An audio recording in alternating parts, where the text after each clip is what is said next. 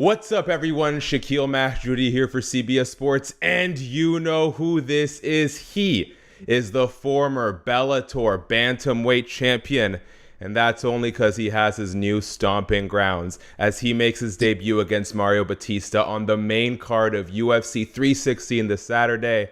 Patchy Mix, how are you, sir? I'm doing well. How you doing, brother? I'm doing good. It's nice to see you under these circumstances. What's it like, man? I see you signing the posters. How has this first official UFC fight week been for you? It's going good, man.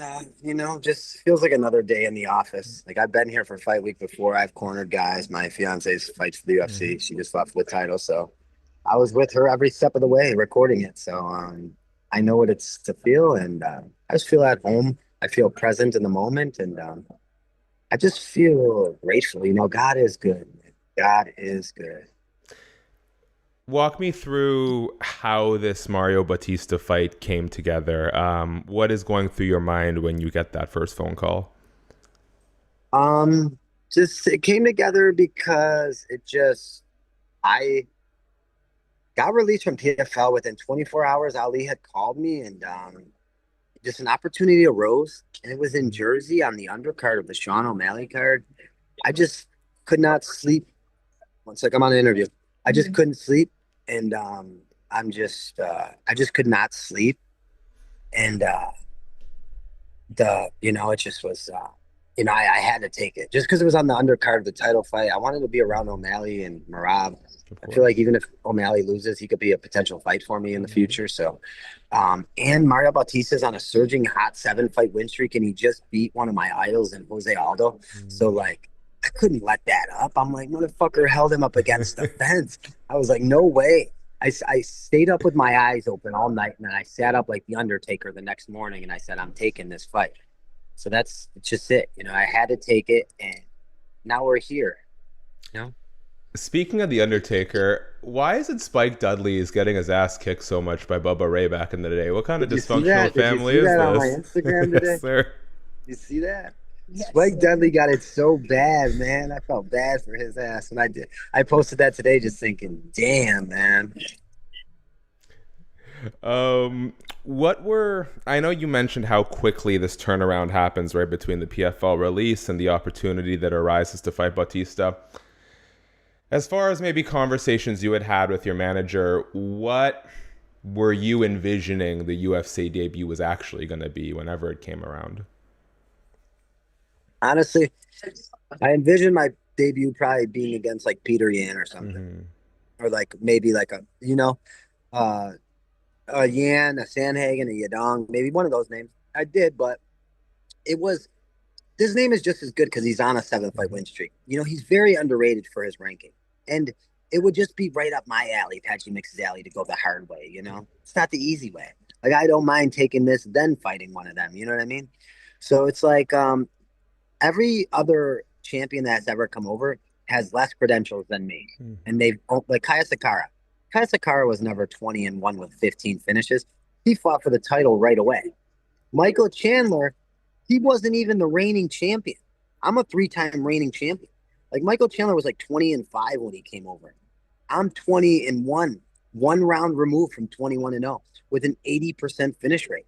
So it's like, I think I have the best credentials of any champion besides maybe a Gaethje when he was like 18-0 that's ever come over. Or like even more than Kayla. Kayla's like 18-1 now. I'm 20-1. You know what I mean? She was like 16-1 when she came over. So I even have 4 more wins than that. So it's like just to see it is like I don't know, it's surreal, and I guess like right there, I feel like I take him out and beat him. Um, it'll put me right where I need it to be. I always smile when I get my headline for an article, so thank you, Patchy. Your confidence is serving me well, and it's well earned at this stage, like you mentioned through all your accolades. What does the fight with Batista actually look like? Paint it out for some of the guys who maybe haven't seen you fight in Bellator or PFL. I honestly think he brings like a lot to the table. Like he's well rounded, so he's good everywhere. I think he's gonna bring the best out of me. Like we're gonna have to strike with each other. We're gonna have to move. We're gonna have to wrestle, and we're gonna have to grapple. He's also a black belt in jujitsu, so we'll see. Like it makes for a good fight. So I'm looking to stone him out, put him unconscious, separate him from his senses, and put him unconscious, as he's probably trying to do to me. So I say, let's fucking do it. Just bring it my way, and I'm there for the dogfight. Like, I love nothing more than a dogfight. I thrive in those moments, and I will show him why I'm a 3-time world champion. Patchy, what kind of target shopper is Tatiana? Like, does she need He's a like, babysitter before we'll she goes spend too crazy in there? $100. We'll spend $100, walk out spending 600, and but then buy like a other blender that's like 300 or something, 600 crazy dollars. What Like, what's the I go there and I buy like 6,000 shirts and shorts from Yara. oh, and she buys massive clothes from Yara. I know. She just buys massive stuff for it too. what's the most Tatiana? You can chime in yourself. What is the most unreasonable purchase you've ever made at Target? Unreasonable? At Target, what do you buy? Probably our vacuum cleaner. Yeah, it was expensive, wasn't it? Good vacuum cleaner though. But it's important to have a good vacuum. It's a good vacuum cleaner, honestly. I didn't even know how expensive it was one day. I was like, damn, this vacuum's good. She's like, she told me how much money it was. I was like, what the fuck? I thought it was $80. I use this card for that one. I'm just kidding. Because when I vacuum, I'm vacuuming all hard and shit. I pick the vacuum up like my daughter makes such a mess, so I like vacuum the couch and shit, you know. I'm like vacuuming hard. I'm picking it up. She's like, dude, wait, be careful. You know, that was expensive. I'm like, how expensive was it? You know?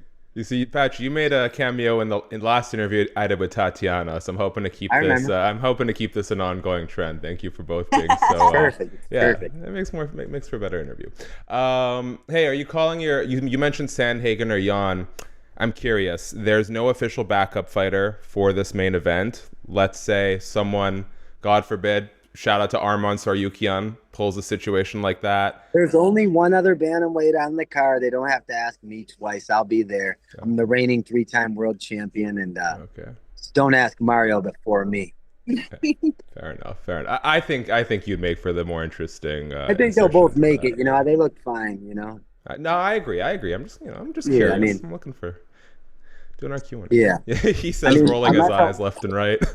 Unless O'Malley like gets anxiety because he, like, let's say he's not in shape or something. There's that girl right there.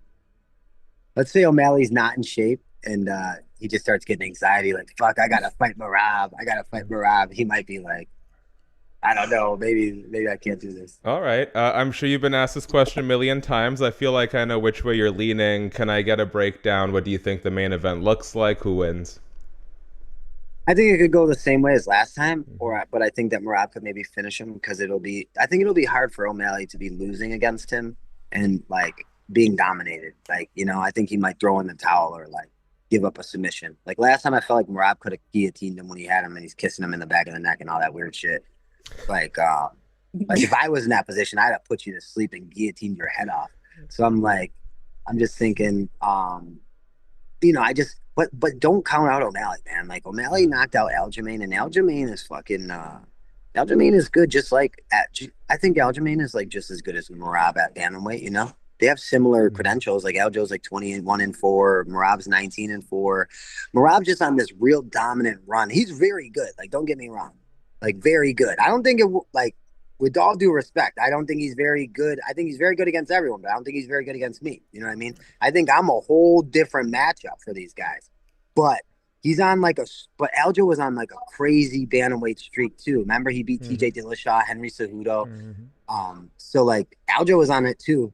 So it's like, and Sean O'Malley came in there and fucking knocked him out.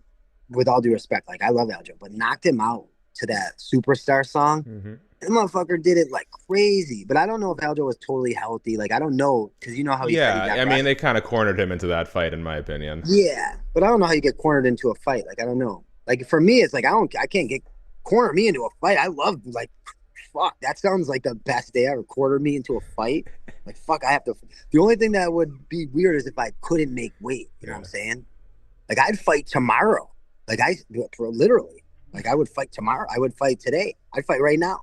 You know what I mean? Well, so I'm thinking I'm glad we're not doing this in person. No, I'm just thinking, I don't know how you corner someone into a fight, but what I'm thinking is, I don't know if he was hurt or whatever, but he Sean O'Malley came out and knocked him out, and it was like super fucking surgically impressive. So like a lot of people have off nights. Like I don't think I had we seen me fight Magomedov the first time. I stoned him dead. My last fight, I dealt with a little bit of injury that I didn't really tell no one, and I had a real off night. So like I don't know what Merab's dealing with, and we never know like what Sean O'Malley's dealing with. Mm-hmm. But Sean O'Malley can crack, man, and I really do want Merab to win because I know him and respect him. But for those first couple rounds, I think he just needs to be safe, just like he was last time. Because if you get touched by O'Malley in the first round, it could be a short night for you, and you could be going home pissed, and you might never get that one back. You might just be pissed for the rest of your life. You know what I mean? As we start wrapping up here, Patchy, very quickly, I don't want to pain the MMA fans too much, but as a fellow pro wrestling head, like I love seeing the year that AEW has, and that's no disrespect to WWE. I just want to see multiple promotions. I don't even know what AEW is. Well, it's it's the other promotion, right? This is exactly what people used to fucking say about me. I don't even know what that shit is. Patchy Nick, PF. You know what I mean? They'd probably be like, "What's that, bro?" You know what I mean? And I just did it with wrestling. That's okay. I know what WWE is, but now I'm gonna have to go brush up on my AWE. AEW, All Elite. The live shows are good if there's any close to you, man. It's a good action. AEW, I got to brush up on it, so I know now. Yes, sir. The point being, though, is they're kind of having a bit of a bounce back here, and it's what you want to see. You want to see options for the talent. You want to see options for the fans. Yeah, you want to, man. And I want the guys in PFL, like, now that I'm there, now that I'm gone, like, the one thing that they're blessed to do is they change it from 500 from $1 million to 500. Because if I was in that $1 million tournament, none of those guys would be winning. You know what I mean? So, like, I opened they could just go win the tournament. And then, I think, like, if all due respect to him, shout out to Rufian Stotts if he does see this. But, I don't got to be Rufian Stotts' biggest nightmare no more. You know what I mean? Like, he could go win himself some titles. I love Sergio, though. You know what I mean? So, I might be pulling for Serge in that matchup. But I'm just happy to be able to open up the bantamweight division because I've been reigning it for like 4 years over there. So now, like, I'm glad to see those guys eat, man, and like they're gonna all fight over that belt that I just left behind. You know what I mean? And it's gonna be, it's gonna be cool to see, man. Tatiana, is this Patchy 24/7? Is he? Do you ever have to like talk him off of his high horse? Talk me off my high horse. No, I honestly, it's just me 24/7, bro. I love it. Dude, if the Patriots won 31 out of 32, shit, bro, if any other MMA fighter won 31 out of 32, they'd be glazing them so hard. I'm like, bro, if they're all so much better than me, how come not one of them have the same damn credentials? Like, how come everyone's not 20-1 with 15 finishes then? You know what I mean? It's just this Saturday night. 21-1, 16 finishes. Patchy Mix takes over UFC 316, first time in an octagon, and it's fucking over. I'm ready. Let's go. What an outro. Well, this is why you are the headline of my CBS Sports feature on best undercard fights to watch this weekend. Patchy Mix, Tatiana, thank you both so much for your time. Thank you so much, brother. I love it.